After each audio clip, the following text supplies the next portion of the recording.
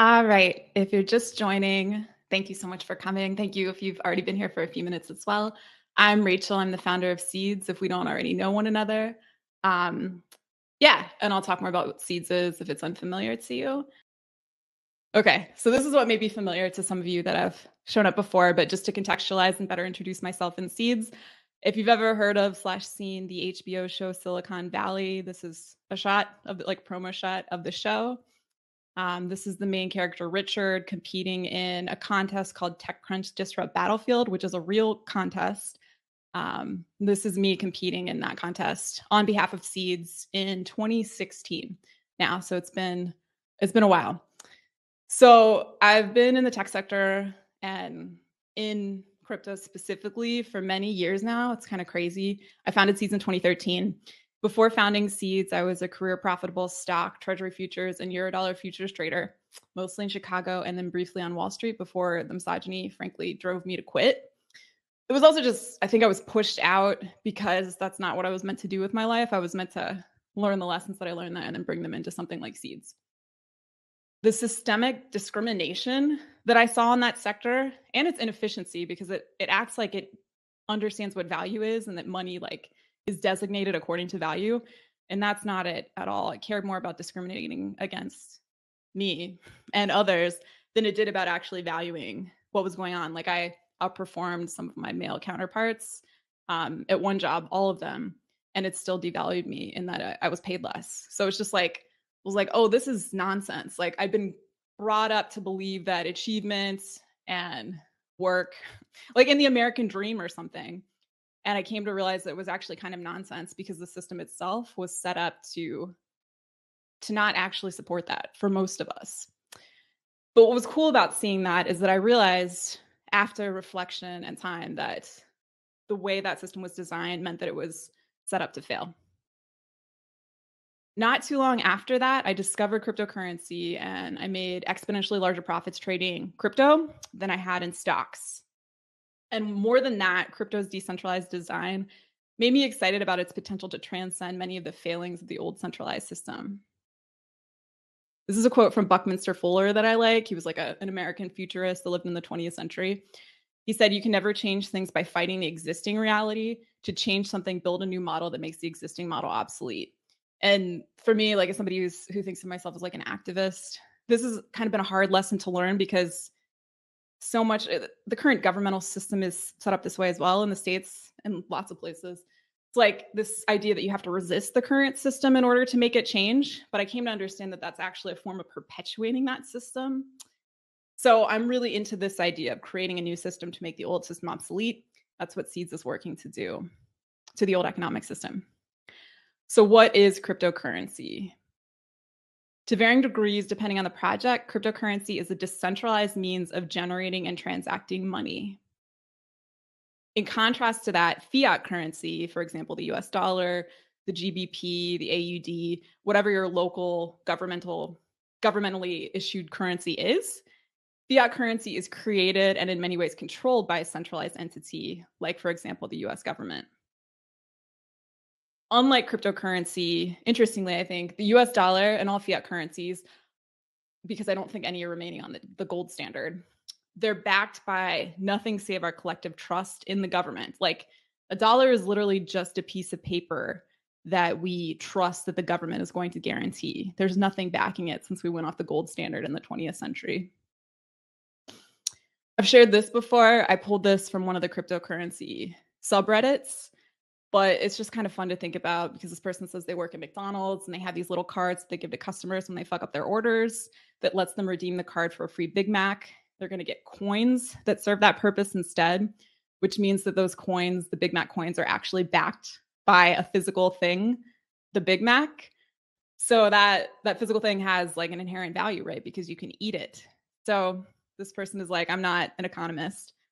So this may be a stupid question, but since our money has no value since it was taken off the gold standard, whereas these coins from McDonald's are backed by Big Macs, does that make them a more stable currency than our own money? And it kind of does. And I like thinking about this because it just calls into question reflection on what money even is and what value even is. Value is perceived and it's subjective. And we're just kind of dropped into the current system at birth So we're led to believe that certain things about it are immutable, but they're not. Banks, it's important to understand, are centralized as well, and they get rich off of us because, for anyone who's unfamiliar with this, if I have a checking or savings account at a bank, they're reinvesting what I've deposited, the money of mine that they're holding, and then, they pay like whatever shitty interest rate, like 0.5% a year or whatever it is now. It's really small. When they're reinvesting that, they're making exponentially more than what they're paying us as their customers. And they're employing a technique called fractional reserves, which means that only a fraction of the total reserves of all the customer deposits are available for withdrawal at any given time. So yeah, that's why banks are rich. US banks in particular, and I believe this to be true in other places too, but I don't know the law. This law was passed in March of 2020 under Trump's administration. US banks can legally invest our deposits in historically racist and misogynistic asset classes like venture capital. And they can do it without our knowledge and consent and make a bunch of money off of our money through doing that. And I mean, I can speak to the discrimination in venture capital directly because, like, as a female tech founder, it's horrible. It's like 2% of all venture capital dollars go to female founded tech companies. And it's like barely moved in many years. Because of this law that Trump passed, banks can put money into that and like further perpetuate that discrimination using our funds without our knowledge. It's really messed up. In contrast to that, DeFi, decentralized finance platforms, Uniswap is one of the best known and sort of a pioneering platform in a lot of ways. DeFi platforms allow us to retain custody and control of our money while we earn the full returns rather than some centralized entity that's shitty making even more money off of us. On the other hand, unlike DeFi platforms, banks are also custodial. This is important to understand, which means that banks actually hold the custody of our funds. And they effectively require us to ask their permission to access and move our own money, which is crazy. It's just what we've been conditioned to accept because until the introduction of cryptocurrency, like banks were the only way. That was the only way we knew how to do these things. So this isn't so bad, that centralized system in which banks have custody of everything. It's not so bad when we can trust the centralized custodial entity. But historically, when that trust is broken down, that coupled with practices like fractional reserve banking, in which they don't have all customer deposits available for withdrawal at any given time, that plus the banks retaining custody contributed significantly to catastrophes like the Great Depression. So this is a picture of a bank in San Antonio in 1931. All of these people are here because there's a so-called bank run. So somebody heard that, the bank was going to go belly up. So they told their friends and neighbors. Everybody ran down to the bank, understanding that because of fractional reserves, not all of the money was going to be available for withdrawal. So all these people showed up because they wanted to get their money out before the bank crashed. And if you've ever seen It's a Wonderful Life, this is a scene where like George Bailey's at the building and loan, and there's a bank run on the building and loan because people heard that it was in trouble. And so this is like the moving scene where this lady comes in and she's like, oh, I only actually need a little bit of what I've deposited. I don't need to take out all my money. And so George Bailey like talks his friends and neighbors out of running the bank and putting them under because of fractional reserves, again, because they didn't have 100% of customer deposits available for withdrawal. So what happened in the Great Depression in the States led to creation of the FDIC, the Federal Deposit Insurance Corporation. But that meant that a centralized entity of sometimes dubious trustworthiness, aka banks, was just insured then by another centralized entity, the government. So it's like, like backing something problematic up with something else that's problematic. And like that works okay for a while, but then with the crisis in 2008, the economic crisis, we saw problems with that again, which I'll talk more about when we get into the introduction of Bitcoin. This is important to understand too, and it's something that I haven't seen people recognizing in like the recent crypto backlash, where there's like a lot of mainstream hate for crypto, which is totally deserved because there's so much bad energy in the sector. But what it's good to know is that it was the projects that have recently failed, they failed for the same reasons that bad banks failed. It was poor fractional reserve practices, custody. These platforms had custody of our cryptocurrency, untrustworthy centralization, like the people running them weren't actually like great people who really cared about their customers. So it's like, it's the same problem. It's the centralization problem that led to these difficulties in these crypto projects as well. So yeah, basically they just acted like bad banks without the FDIC to back them up. So hopefully y'all didn't have funds on these platforms. If you did, I'm so sorry this happened. We'll talk more about how to make sure to avoid potential scenarios like this in the future. But yeah, Celsius and Voyager were two of the most visible projects to fail. And it literally, I mean, like I said, they're centralized platforms. So they were holding people's cryptocurrency. You didn't actually have control of it. They had custody of your money. They were doing weird fractional reserve things and investing. The crypto sector itself, like prices dropped across the sector. And then these guys were just fucked. And in turn, they fucked over their users. Yeah. So it's just like, again, it's just like a bad bank in the Great Depression prior to the introduction of the FDIC. Yeah, and then they froze them. It's a mess. It's totally a mess. But yeah, like just to be crystal clear, these are centralized exchanges that have this problem. Relatedly, untrustworthiness and bad fundamentals also led Terra/Luna to collapse. So this sort of triggered the cascade that then led to the recent bigger sector-wide crypto downturn. But people were talking about it since 2018. Like the fundamentals of this project didn't really make sense. If you took a look at it more closely, people were using the term death spiral, danger of death spiral for this project back in 2018. So this is just another, I guess, reminder that it's always important to do some research on the projects that you're interested in and just make sure that they make sense to you. So you're not getting involved in something that you don't feel that you truly understand and can therefore be confident about. Again, in contrast to this, good quality DeFi, decentralized finance ecosystems are trustless. This is like one of the big benefits of cryptocurrency. And it was a big part of its initial design, of Bitcoin's initial design. In trustless systems, the system itself moderates, so we don't have to rely on a trusted third party like a bank or a centralized exchange in order to transact securely. We can just rely on the network itself, which is open source and has been audited by developers. Yeah, it's just designed to avoid having to rely on the flawed structure of the old systems. That said, when they're trustworthy and good quality, I see both centralization and decentralization as essential parts of the society's evolution. Like, we didn't have the tech to make something like Bitcoin available in 1931. Banks were the only thing that existed then, right?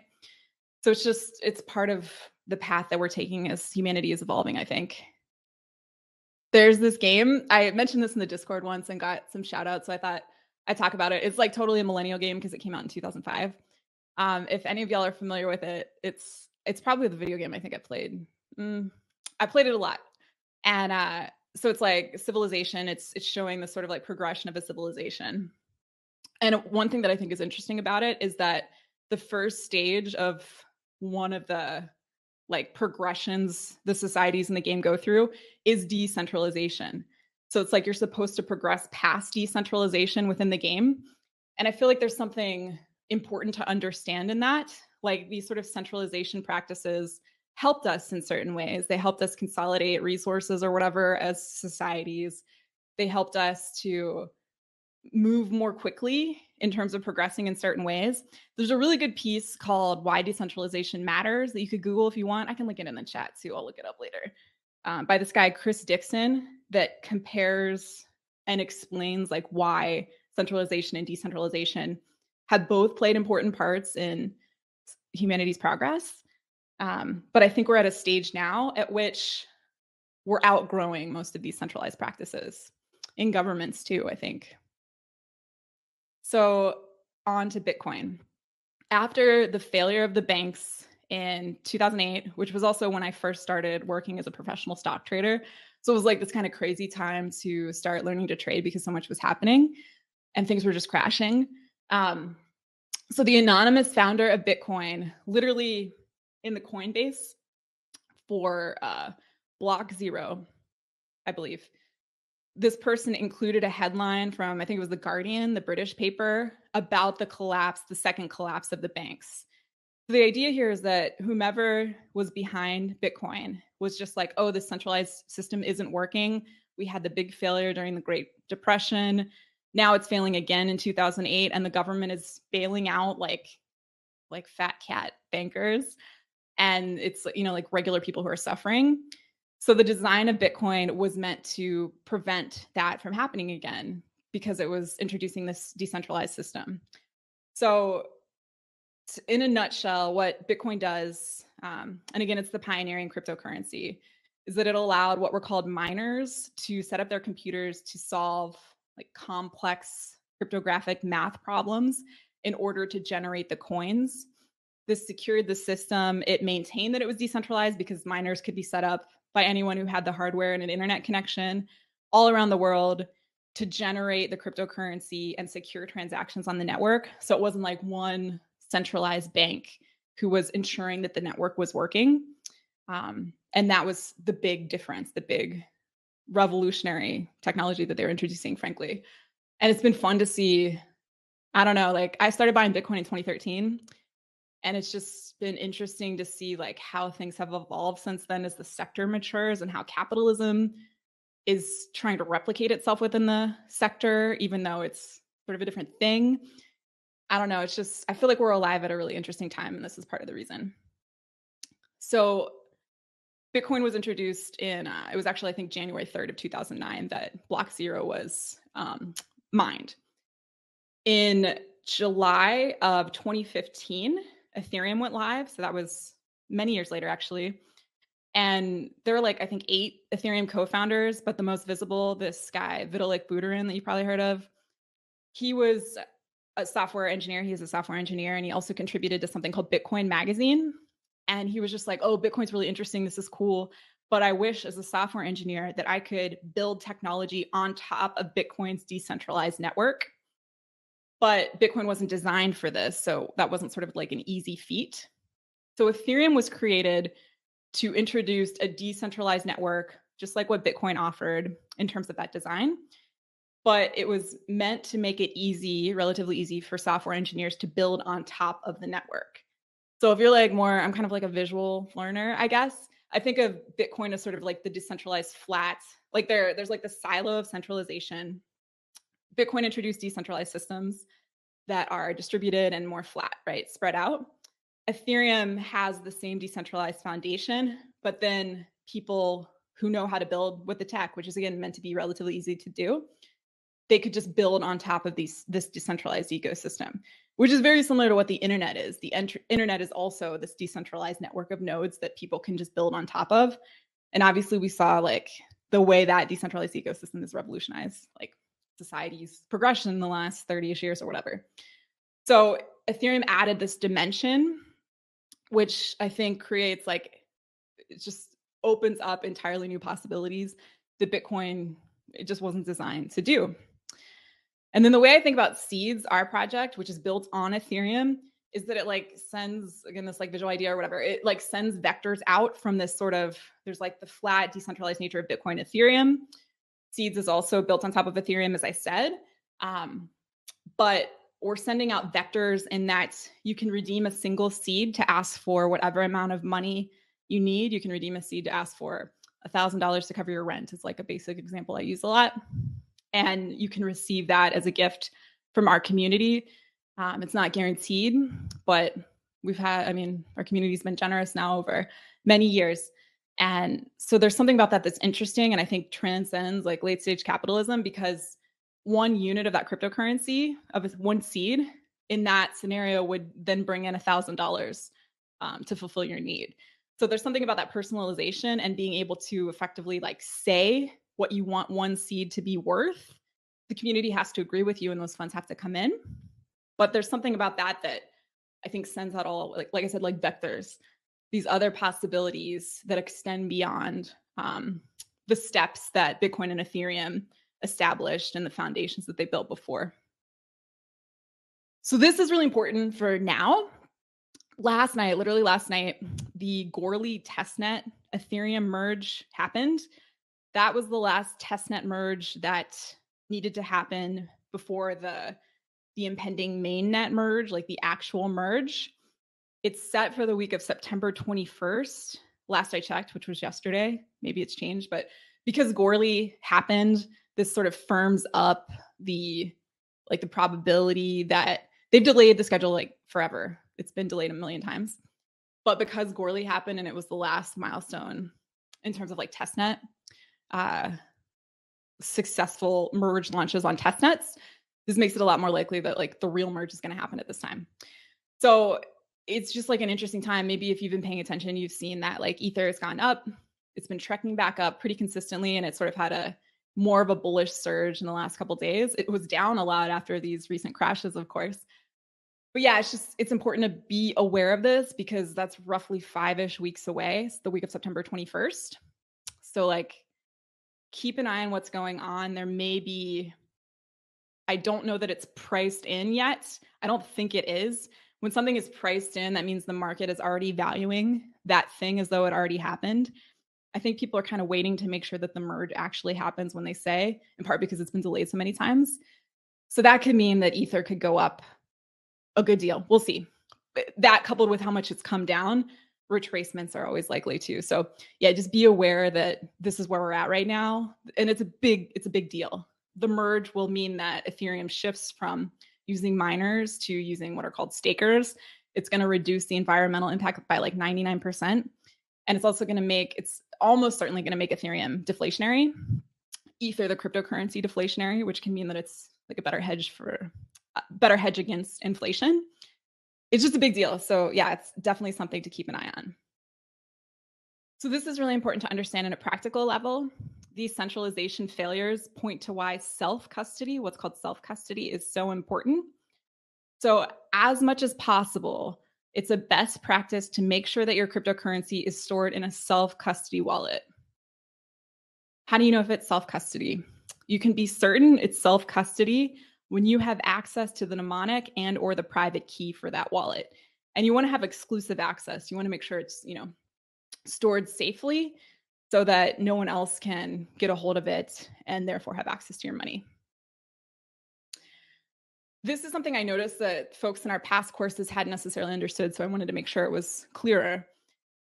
The way it works is that you just have a wallet on the blockchain. If it's a self-custody wallet, you have access to the key or the mnemonic, like I said. So it's sort of like a web page or something. Like your wallet just exists, just like a web page exists on the internet. And then you can access that web page from any hardware device that has internet access, right? It's just on the internet. In the same way, your wallet is just on the blockchain. And so long as you have that private key or mnemonic, you can use a wide variety of different tools, different DeFi tools to access that wallet.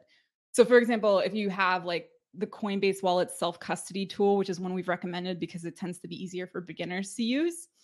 If you have a Coinbase wallet self-custody wallet, not to be confused with a wallet on their centralized exchange, if you have that mnemonic, you can import that wallet into other DeFi tools like MetaMask.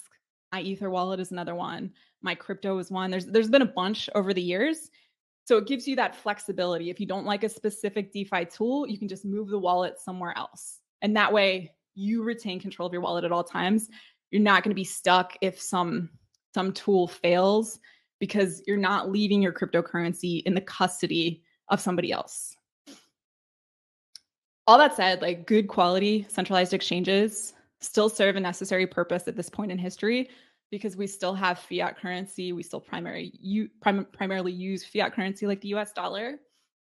And centralized exchanges, due to regulatory things that are just like part of the current climate, these centralized exchanges allow us to buy cryptocurrency with fiat, which is probably what most of us are doing now in order to acquire cryptocurrency. So that serves a purpose. It's useful. But it's also important to understand that when we use those centralized exchanges, even if they're good quality, the fees that we pay go to the people who own those centralized exchanges. So maybe you've seen me show this before. This is the Winklevoss twins, as shown in the film The Social Network. They were played by Armie Hammer, if you've seen that movie. So something that's kind of like an interesting fun fact about them is that after they sued Zuckerberg and Facebook for stealing their idea, they got a settlement for $65 million, as I understand. And they took this, according to this, was an $11 million investment in 2013, and they put that into Bitcoin. So this article came out in December of 2017. So by 2017, that $11 million had already made them billionaires, because that was 2017. The end of 2017 was the last crypto run prior to this most recent one. So because they're twins, they decided to call their centralized cryptocurrency exchange Gemini. So they own Gemini. So if you're trading on Gemini, the funds that you have to pay, the fees that you're paying, go to these dudes who are already billionaires, who went to Harvard and whose dad already was worth $100 million or something. So it's like, we don't need to make these people richer. Like, I'm not condemning their contribution or anything. I use Gemini. It's kind of a shitty platform and I don't trust them, but I think it's secure and it's sort of a least worst option. But when we use it, we make these guys even richer. Alternately, when we use decentralized platforms, DeFi tools like Uniswap, as I mentioned before, is one of the most prominent. DeFi effectively allows us to be our own bank for one another while retaining custody and control of our money.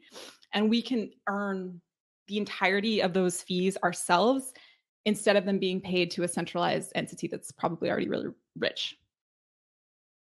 In DeFi, you can trade cryptocurrencies. You can also do what's called staking them, or liquidity providing, in order to receive a passive income. And again, good quality DeFi systems are what are called trustless. So we can use them while holding on to our funds, controlling our money, without needing to rely on a trusted third party, again, like a bank or a centralized exchange. How do you know if what you're using is a DeFi platform? You know if the platform asks you to connect your self-custody wallet to the platform in order to use it. This is really important, and this is like a newer thing that I've only really seen happening in the last 6-ish months or so. But obviously, as the sector evolves, people that are trying to scam are like evolving their scams as well. So there's been a recent phishing scam that's affected some people in the Seeds community, in which sites will present as though they're a trusted, like, good quality DeFi platform, but actually they're not. It's just a scam site. And when you connect your wallet to these scam sites, you're actually authorizing the people behind the scam site to, you're giving them your private key effectively, and then they can just drain your wallet. So it's really, really important to make sure that you only connect your self-custody wallet to platforms that you're certain that you can trust. So this is a screenshot of Uniswap for anyone who hasn't used it. It's pretty simple UX, although there's a lot that they could do to improve their UX. You can see at the top right that there's a button that says Connect Wallet. So this tells you that it's a DeFi platform because it wants you to connect your self-custody wallet to the platform. Yeah, so when you click on that button, the Connect a Wallet button, it'll pop this dialog box and it'll give you a list of various different types of self-custody wallets that you may want to connect, depending on what you're using, to use the DeFi platform. This was a headline from August of 2020. So before gas fees, Ethereum gas fees got out of hand, which a lot of us have been dealing with for a while, although they're a lot better recently, Uniswap, the DeFi platform, actually surpassed trading volume on Coinbase, which was, I think at the time, at least, it was the largest centralized cryptocurrency exchange in the United States. That was a big fucking deal. It meant that people wanted DeFi. They preferred to use DeFi. They didn't want to deal with having to use a centralized exchange if they could avoid it. But then after August-ish of 2020, gas fees started to go up and things changed. So centralized exchanges, because of their design, could offer lower fees. So this is, as Ethereum continues to make these technological upgrades, like the merge, which is coming up, gas fees shouldn't be, I guess, terribly improved with the merge, although they've been getting better lately. The point I'm trying to make is that this Uniswap surpassing Coinbase showed that the demand for DeFi was high, that people preferred to use it, but then improvements that needed to be made in the Ethereum ecosystem which led to too high gas fees, really slowed things down. Hopefully that's going to change here soon because Ethereum's core team is continuing to make improvements. But yeah, it was a big deal when this happened. So like I said earlier, I think of like Seeds sort of expanding on what DeFi offers and like these vectors, because as mentioned, you can redeem a single seed to ask for help. So there's the old world of trading. Centralized cryptocurrency exchanges look almost identical to what I used as a stock trader. It's like they're just kind of plopping the old system onto this new technology. And like I said, that has a place. We can use centralized exchanges to buy cryptocurrency with fiat and to trade it for profits. I still do that regularly, and it's helped me out. It's helped me make money over the years. But in that old system, you need a bunch of capital to make more capital, right? Like if you're already rich, you can just park your money somewhere and it'll garner you returns and you can live off of those returns. And that's how rich people keep getting richer. To contrast that, to try and transcend late stage capitalism, as I said before, you can redeem a single seed to ask for help. So there's something interesting, I think, about being able to say, I want this one seed to allow me to receive $1,000 to cover my rent. Something about that is getting around, and I think surmounting something that's really flawed in late stage capitalism's design. So you can, I think many of you here have done this before, actually. You can redeem a seed to ask our community for help on the site. I hope it's okay to share this. I should have asked before. I won't identify Lauren further than using her first name, but this was an example I really appreciated myself because of my past experience. So Lauren, just like in the last week or so, received a gift from the Seeds community after redeeming a single seed. And part of her impetus, according to like what she said when she made the request, was that she didn't want to have to sell her cryptocurrency to cover bills that she had. So instead, she redeemed a single seed to ask for help as well. And it was like a $4,000 gift that she received, $4,000 USD. So as I've said, I think this design improves upon what late stage capitalism does. And it exists, like Seeds does this because of my own experience having to sell my Bitcoin in 2014. So like I've already talked about like misogyny and venture capital, and I was broke for so many years working on Seeds because they don't invest in women. And that's like not the only reason. Like there were things I could have done to improve, whatever. There's complexity. But I would say that that's the overarching reason that I had so much trouble and was broke for so long. So that said, I was still a trader. I was still able to use what I learned as a profitable stock trader and bring that into cryptocurrency. So I was super stoked and started trading Bitcoin in 2013, as mentioned. But then because Seeds wasn't yet profitable and I couldn't get investors to put money in, like enough for us to sustain ourselves, I had to sell all the Bitcoin that I owned in early 2014. That was when it was around $1,100. I started buying it at $90 in like September, October 2013. It went up to $1,100 by that next January. That was like 2 crypto bull runs ago. And it was so frustrating because like I didn't have a choice. I had to sell all my shit to pay my bills. Something like Seeds didn't exist yet where you could redeem a single seed to ask for help. And so the opportunity cost of that is huge because if I hadn't obviously had to sell that Bitcoin in 2014, if I'd just been able to hold it, I'd have a lot more money today. So Seeds is working to get around that. I mean, that's a generational problem. If people are born into families that have more money, that's passed on to children. If you don't have that, what are you going to do? Hopefully Seeds can help you out so that you can get around that huge flaw in the design of late stage capitalism. Okay, so some general crypto advice. I've said this before, but it bears repeating, that the likelier opportunities to make 10x, 100x, or even 1,000x your initial investment are probably in the so-called like cheap, good quality cryptocurrencies. If you look at graphs, you can see that, if you put $1,000 into Bitcoin now, it's probably less likely to become $2,000 in the next year. It's probably less likely that Bitcoin's going to double than it is that Ethereum is going to double. There are many variables like at play, and we still have a ways to go to get back up to previous all-time highs and break them. But this is generally, if you look at, I should have pulled some examples and I didn't think to this time, I apologize. But yeah, typically you're going to see cryptocurrencies that are cheaper outperform the more established cryptocurrencies during bull runs. So keeping an eye out for those can be one of the most profitable decisions you can make when trading cryptocurrency.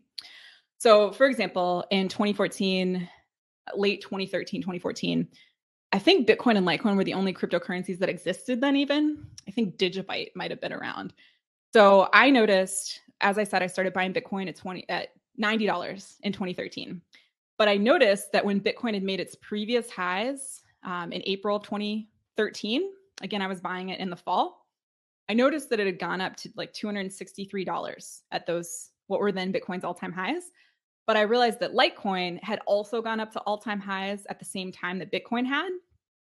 But Litecoin, in order to get back up to all-time highs, it would be a bigger increase if I bought the Litecoin in the fall of 2013. It was just like, it looked like there was a greater likelihood that the Litecoin would be a more profitable trade if it tracked in the same way that it had in the past when Bitcoin hit those all-time highs. So Litecoin was trading at like $1.76 when I started buying it in the fall of 2013. By December 8th, I think it was trading at $42 a coin. So it was like a sick trade. Like it was a super profitable trade in like 2 months. And I mean, it was awesome that I made whatever I made going from $90 to $1,100 in Bitcoin, but I made a lot more in Litecoin and it was a much cheaper cryptocurrency at that time. I don't suggest I'm supposed to like say that like none of this is financial advice, blah, blah, like make your own decisions according to what feels right to you, of course. I should say that I don't trade like Litecoin now. I also don't trade Bitcoin now. I haven't for years because I think there are better opportunities in other cryptos. But that was a good opportunity at that time, and it was a cheaper cryptocurrency. The number one mistake I see new cryptocurrency traders make, and this is, you really learn to not do this through experience, I found. It's simple and it's easy to intellectually understand, but it's harder to do in practice. It's just waiting too long to get involved, which is easy to say. I mean, like people that got involved in 2011 or something look like geniuses now. And there have been various cycles that have pulled more and more people in, but it's still super, super early. So by virtue of listening to me talk right now, you are early to the sector. You're early to cryptocurrency. But yeah, this can be a mistake during market movements, waiting too long to get involved, and then tending to panic sell when it would actually be more advantageous to buy or at least to hold. Like that's how you lose money in cryptocurrency or when you're trading anything. If you wait too long to get involved and then you get scared and sell it as it's coming back down. The movements, I mean, there's cycles that we go through. And I talk about this in our cryptocurrency course and do live trading sessions and so forth. But you can start to get a feel for where bottoms are going to be. And you can start to learn how to understand when to buy. And you can you just develop more equanimity so that you're able to hold and trust that something is actually going to come back up. And it almost always does retrace at least some. It's just when you get panicked and you start freaking out that it clouds your decision making, and that can lead to losses that wouldn't have to happen, losses that can happen even in cryptocurrencies that could be very profitable if you're just able to hold or buy more when it went down. I've shared this before too, and I like it. This is from the cryptocurrency subreddit specifically. This post is pretty old. I think I pulled it, I don't know, maybe in 2017 or 2018 even. So yeah, this person is just saying like, want a good laugh. I bought a used Honda Civic with all my Bitcoin in 2013. This ride could easily have been 10 plus Lambos today, but this is an old post, so it would be way more than that now. This person says they're slightly disappointed by their life choices. Today I have zero, don't be me. So yeah, the idea there is just, I mean, to be fair, nobody could see what was going to happen with Bitcoin initially, right? Like I remember when this guy, Tim Draper, was talking a lot about how Bitcoin was going to go up to $10,000 and people acted like he was this eccentric, insane rich guy. But $10,000 sounded really crazy for a long period of time, right?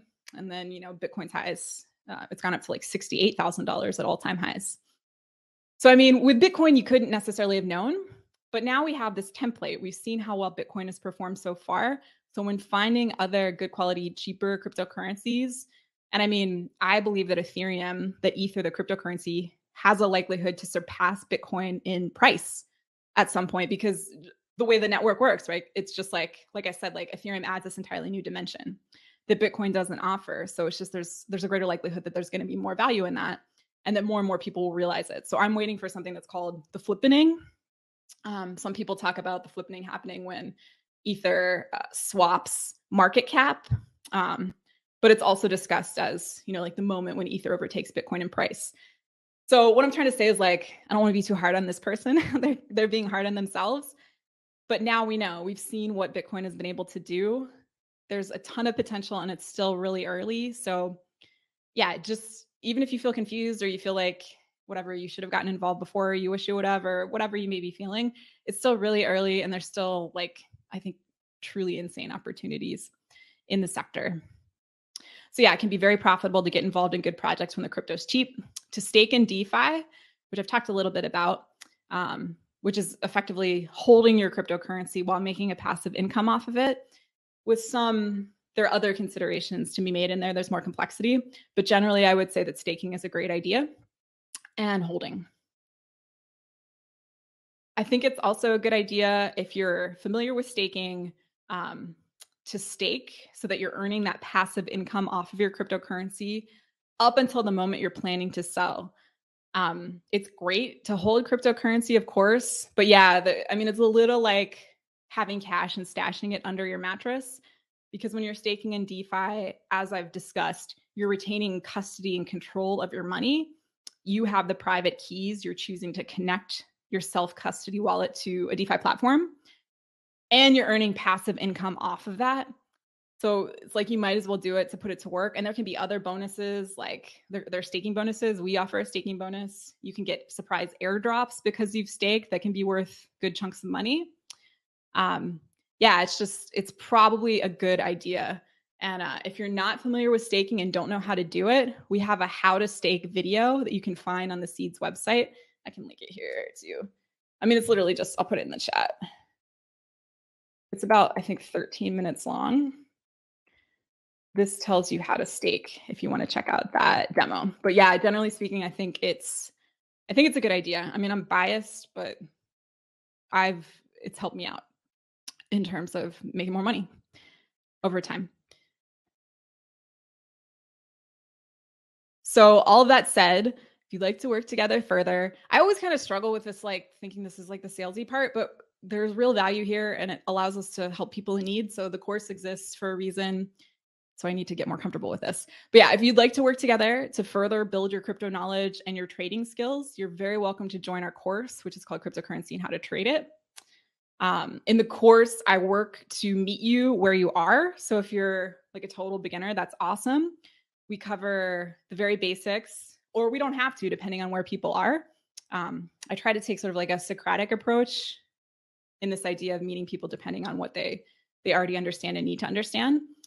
And we can work up through more advanced approaches involving like range-bound trading using technical analysis, different staking techniques. Like earlier this summer, or even I think it was in the spring, I did this like series of experiments where I was messing around with staking on varying platforms using different Optimism is a layer 2 solution built on top of Ethereum to try and address like gas fee issues. It's more like adjacent to Ethereum, I guess. So I'm just sharing that to say that like that's sort of a more advanced approach. And I shared that in detail. And like we do our best to always be available to answer questions depending on what you need. So if you feel like you're a beginner, don't be freaked out. If you feel like you're more advanced, we can meet you there as well. Yeah, so this is a recent example. This is literally a trade that I think I got into it on July 14th. So LDO is the cryptocurrency. I'm a little skeptical about the project itself. They got a huge investment from this like really fancy venture capital firm, A16Z, which is invested in Optimism and Uniswap and Coinbase. This tool is going to be used for staking. So as Ethereum shifts to proof of stake with the oncoming merge in September, this tool could become something that a lot of people are using, basically. But I don't like love the people investing in it. And there are concerns about maybe too much centralization and that they retain a lot of the cryptocurrency itself.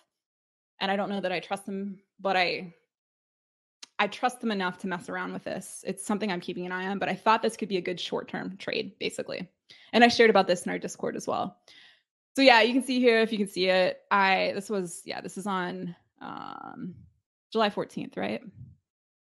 No, this was July 21st. Okay. Yeah. So you can see that I moved in like 24,000 and change. I moved in about 5,000, I think, on the 14th. So this is an even shorter amount of time. This is like 3-ish weeks ago that I mostly made this trade.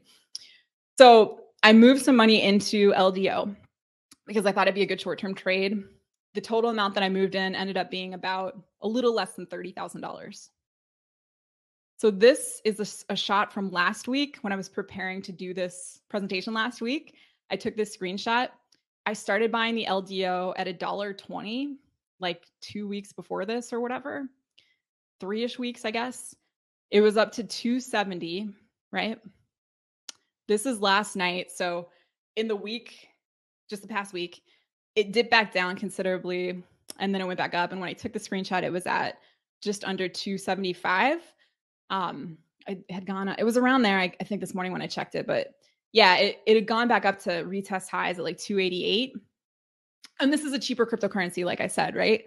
It's like, it started out at $1.20. So I saw more of that opportunity there, like I shared.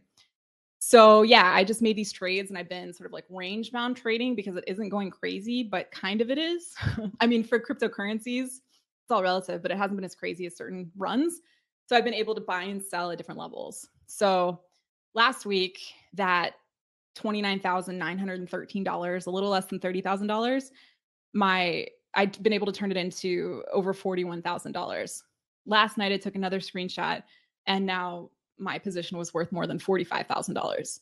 So, like over 15 grand, like making 50% over what you started with.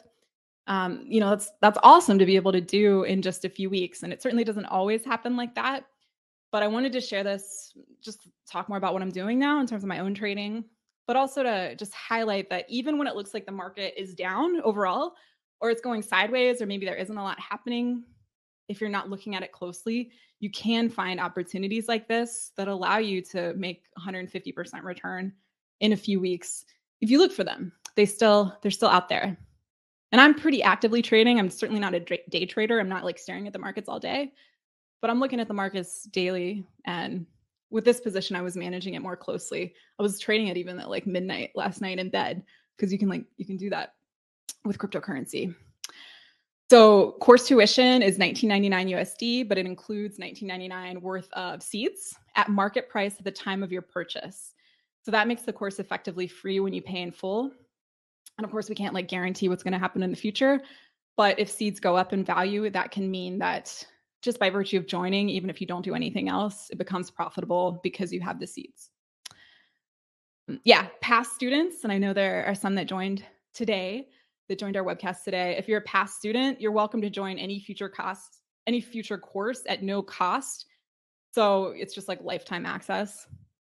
And that can be helpful so that you have this other opportunity if you want to engage, to stay informed as things in the crypto sector change, because like, needless to say, they can change pretty quickly. So this makes me uncomfortable to say because it sounds garish, but it's true. If you joined the course a year ago, roughly, and received the seeds, even though the market has been down, if you did that, if you staked for the bonus, which is something we talk about in the course, and received airdrops, which is also something we talk about in the course, you could have more than doubled your money by now, even though the market is down. So here's an example with Optimism. Optimism I mentioned earlier, but it was a tool that I was using, and I shared, I can't remember if I shared this, it might have been more in the Discord after the bulk of our recent course, but we have a Discord community for anyone unfamiliar that you can continue to engage with whenever you want. We monitor it daily. We work a 4-day work week, but yeah, we're in there every day. So there was this airdrop because I had used Optimism, which I talked about in our course. So you can see here, this is a shot of a wallet that I use. You can see OP at the bottom. So for free, by surprise, I mean, I expected it would probably happen at some point, but all of a sudden they did an airdrop and I received almost 2,500 Optimism for free just because I'd used their platform. So this is a screenshot from last week. I haven't checked the price more recently, but they were trading at $2.19 a coin. So from that airdrop alone, for free, I got what was valued at that time at $5,407.89 USD. That's from one airdrop alone. In past courses, we've had like nice people who were students in the course share about airdrops that they found. I remember one time, past student Sarah found an airdrop and just told us all about it. And a bunch of us made $700 like for nothing. So those are the kind of opportunities that can happen when you stake in DeFi. And it's helpful to be involved in the course because we can I can share about them when I'm aware of them, and others have done that in the past too. This sounds super crazy, but it's true. If you join the course in early 2020, received the seeds, staked for the bonus, which again we cover, and also gotten airdrops, there was a really crazy uni airdrop that was totally surprise in late 2020. I mean, I was like kicking myself because I'd staked a good bit, but I had some cryptocurrency that I hadn't staked just chilling in a wallet. If I mean, even with what, even with what I'd received, if I'd traded it better, I could have bought a house with this airdrop alone, like for real. And it wasn't like I was even like a massive staker. If I'd staked everything I had, I mean, it would have been like a lot of money. So that's not necessarily, we don't know that that's going to happen in the future in the same way.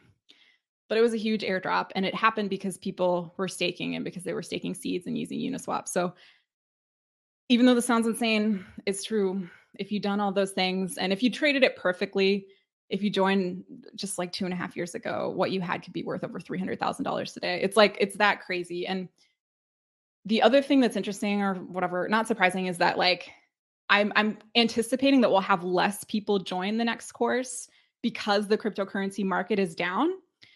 But obviously, like, that's going to be the better time to join if it goes back up because you're getting involved when it's cheaper. So it's that number one mistake that cryptocurrency traders make that I shared. Just like people in the mainstream, it's like the more developed traders, the people that are able to do it, that have a sense of what to do, that know to get involved when it's cheaper. And they're the ones who are going to benefit more if and when it goes back up. So again, we can't guarantee the future, blah, blah, blah, disclaimers, not financial advice, whatever, but there's just a ton of opportunity here, and it's already played out in these crazy ways. So yeah, just to show you the math, in early 2020, seeds were like 0.0006 cents USD. That's what they were trading at in the market. So because you get $19.99 worth of seeds when you join the course at market price at that time, that was like, it was well over 3 million seeds that you would have received then. The current seeds price, at least as of yesterday, I think when I pulled this, would mean that market value would be $191,000. And that's even before staking bonuses and airdrops. So like, the liquidity also has to be there. The seeds market is still small.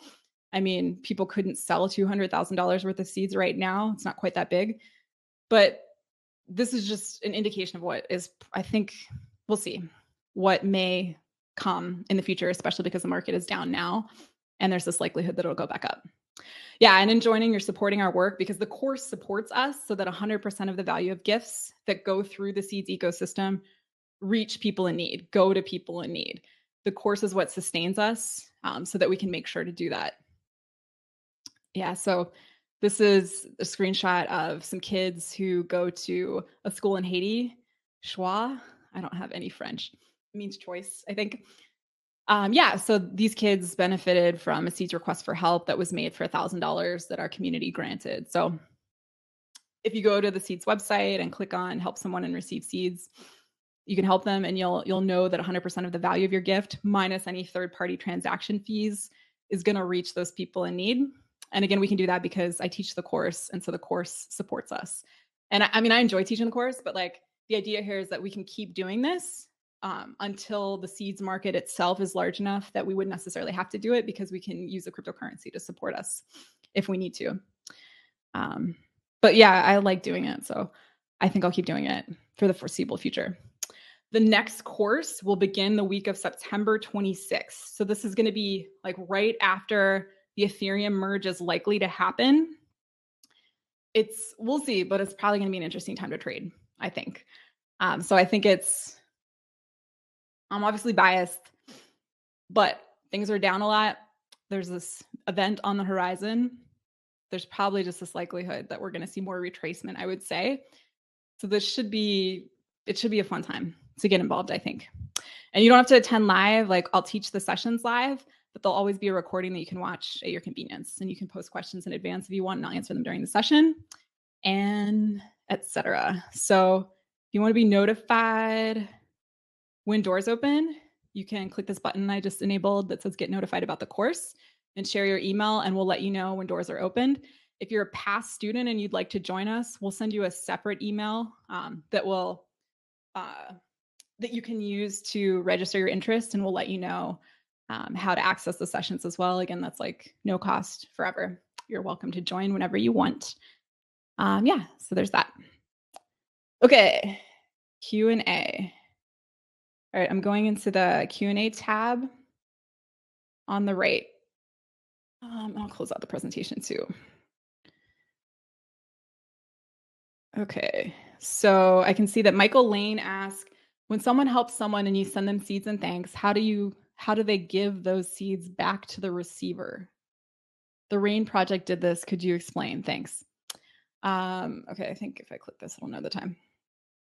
So Michael's referring to a recent request for help that we had in which a nonprofit charity called RAIN was trying out this experiment that could be really cool for a lot of nonprofits and charities to try in using seeds.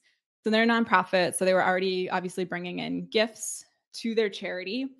What they did instead is they redeemed a seed. They actually redeemed multiple seeds over a period of time. They've had several gifts now, but they redeemed a seed to ask for help. And then they essentially just told people who were already giving to RAIN, to funnel that gift through seeds instead, because when you give through seeds, you get seeds and thanks too. So in that way, those gifts went to RAIN.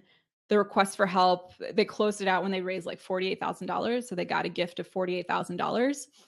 But the people that gave to that request also were receiving seeds and thanks. So their plan is to also donate those seeds to the nonprofit at the same time. So it's something we haven't had anyone do this before. So it's kind of an interesting case study and test case. But yeah, I know that the seeds have already gone up in market value considerably considerably being like 20% though, I think. So, that $48,000 is closer to $60,000 now that is available for their nonprofit because they chose the givers who got the seeds and thanks decided to transfer those seeds to the nonprofit itself. So yeah, it would be cool. My hope is that down the line, there are a lot of charity projects using seeds. I think another messed up thing about late stage capitalism is that we have this stupid nonprofit for-profit binary that just exists because capitalism is designed around this premise that we only act in self-interest. So giving has no place in that. So we had to invent nonprofits, and it's just, there's so many giving people who feel constrained by that structure. And so seeds by design incorporates building abundance for everybody through giving. So it's like a totally different thing. So yeah, hopefully we'll be able to help out more nonprofits in this way. Hopefully that made sense, Michael. Basically, when you give, you get seeds and thanks, right? At market price at the time you gave. So if I redeem that seed, a single seed, to ask for $1,000 for my rent, you could choose to give $25 to my need, and you would then receive $25 worth of seeds and thanks at market price at the time of your gift. So if the seeds went up in value, you could have more than $25 worth of seeds. If they go down, it could be less, but when you're giving, you're not typically getting something in return like that. So once you have those seeds, you can choose to do whatever you want with them. In this case, the givers chose to donate those seeds to their nonprofit. Irfan says, okay, I'm clicking the start answering button. This is new functionality in Crowdcast. Irfan says, I submitted a third request that the funds have been collected but did not reach the target. My question is, why not just sent it? So I don't know if Irfan is here. So we ask after you've received 2 gifts from Seeds. Well, first I should say that you can close out a request for help whenever you want. So even if it hasn't been fulfilled, if you ask for $1,000 but $500 has been given, you can choose to close that out and receive the $500 whenever you want. So you could do that, Irfan. You can email us at gifts@seedsgifts.com. to ask, or you can contact us in the Discord too. So you can choose to close that out. But the other thing, which is on the website, is that we have to moderate this. Like if you've already received 2 gifts, we ask that you either give forward a third of what you've received to other people in need. So say you've received $300 total in 2 gifts. We ask that you give forward $100 to other people in need through Seeds before receiving subsequent gifts. If you can't afford to do that, you can choose to complete a free Vipassana course instead. And then you'll be eligible for future gifts as well. And we introduce this to make sure there aren't abuses to the system. But at the same time, it's borrowing from the Vipassana design. So I do a lot of Vipassana meditation, and something that's really smart. It's the most efficiently run organization I've ever interacted with, and it's a nonprofit. And it's because people are meditating and like clearing out their shit. But something that they do is they'll say like, sure, you can sit these courses for free, but after you've done a couple, we ask that you volunteer, so that we can sustain ourselves, so that other people can also benefit from this. That's the idea with the Seeds thing of giving forward a third of what you've received, just to make sure there's a healthy sense of boundaries in the system. And yeah. And if you can't afford it, again, you can do a Vipassana course, which in my experience is like the best thing a human can ever do. So that can really actually be a benefit. All right. Beth said, hiya, it's another middle of the night session here. Beth's in Australia, but I'd love to be considered for a catch-up link, please, if I can't stay awake. Yeah, everybody who registered, start answering. Everyone who registered for the session, as we shared in the emails, will get a link to the recording, but it's the same link. Like you can access the recording / replay whenever you want at the same link that you use to access the session. It's in the same place. Okay. Ola says, it will be great to get good ideas from you, and moreover, about those who ask for help on how they can create landing page to enhance their ask help fulfillment through public participation. I will like to know more. Yeah, I think you emailed us about this too, Ola. A video is really helpful. Sharing a video makes a huge difference. Yeah, and then just being as clear as you can and succinct as you can when you're describing what the need itself is. When you're completing the ask for help form. In the video itself, you can like choose to share other things that help to like further elaborate on why you're asking for, say, the specific amount that you need or whatever it is. Yeah, so that's the main thing I'd say. Sharing the video makes a huge difference. If people can actually see, like feel the energy that you're in as you're asking, it goes a long way toward helping them to feel compelled to give to you. So yeah, that's the number one thing I'd suggest to make sure to do. All right, I think that's it. Does anyone else have something they'd like me to make sure to answer before we go? Looks like no. In the chat, I see, for some reason, it doesn't say who said this. That's weird.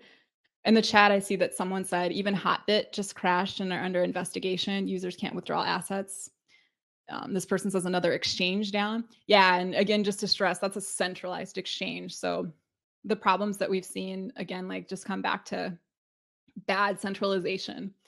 So if we're using self-custody wallets and engaging with DeFi platforms as much as possible, we're safe from that.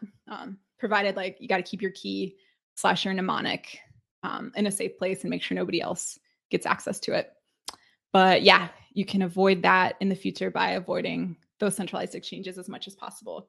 And sometimes you have to use them. Like I said, when you have to use them, it can be good just to get your money off of them and into a self-custody wallet like ASAP, so that you're just never at risk for any of these vulnerabilities. Yeah. Yep. Yeah. And that's the idea of like it being a trustless, like good DeFi ecosystems being trustless, is that it doesn't matter if they're bad actors because they can't fuck you over. It's just like the system itself moderates them, which is the brilliance of that design. Yeah. So somebody like Hotbit, like bad people behind it, bad people, they can't mess with you if you're dealing with them in a decentralized network. Creedy says, who are allegedly involved in criminal activity is claimed by police investigate. Yeah, so that's just a function of centralized design, bad centralized design. Yeah, so hopefully more people will be more aware of this in the future and there won't be victims like this if anything happens going forward. And hopefully it will happen a lot less too. All right, y'all. So again, if you're interested in the course, click on the link, the button underneath my face, and add your email, and we'll be sure to let you know when the doors open. And yeah, that's it. I appreciate you very much. Thanks for spending time with me today. Yeah, hopefully I'll see some of y'all soon.